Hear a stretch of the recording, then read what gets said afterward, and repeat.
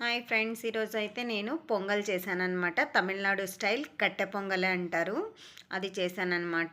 దాన్ని ప్రిపేర్ చేసుకోవడానికి ముందుగా బియ్యాన్ని ఒక గ్లాస్ హాఫ్ అన్ అవర్ నానబెట్టేశానన్నమాట. నానబెట్టేసిన బియ్యాన్ని ఏ గ్లాస్తో అయితే రైస్ తీసుకున్నానో ఆ గ్లాస్లో హాఫ్ కప్పు పెసరబ్యాళ్ళు తీసేసుకున్నాను. తీసేసి అందులో పసుపు, ఉప్పు వేసేసి 3 విజిల్ పెట్టేశానన్నమాట.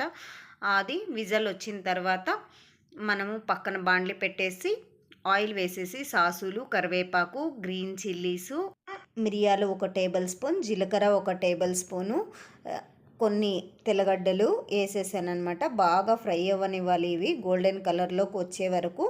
గోల్డెన్ కలర్లోకి వచ్చిన తర్వాత దీన్ని ముందుగా మనము రైస్ బ్యాళ్ళు వేసేసి విజిల్ పెట్టేసాం కదండి, అందులో వేసేసి బాగా కలిపేయడమే. చూడండి ఈ కలర్లో చూడండి. ఇక్కడైతే నేను విజిల్ పెట్టేసి రెడీ చేసి పెట్టేశాను అనమాట. మనము ఫ్రై చేసిన వాటినన్నిటిని వేసేసి నీట్గా కలిపేసుకోవాలన్నమాట. బాగా కలిపేయడం వల్ల టేస్ట్ కూడా బాగుంటుంది.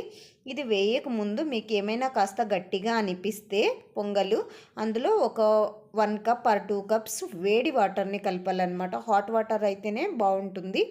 కలిపేసి ఇది చేయాలి. నాకైతే కన్సిస్టెన్సీ కరెక్ట్గా వచ్చింది కాబట్టి నేను ఎలా కలపట్లేదు. ఇందులోకి పల్లీల చట్నీ వేసేస్తే నేను కాంబినేషన్ సెట్ చేసేసాను.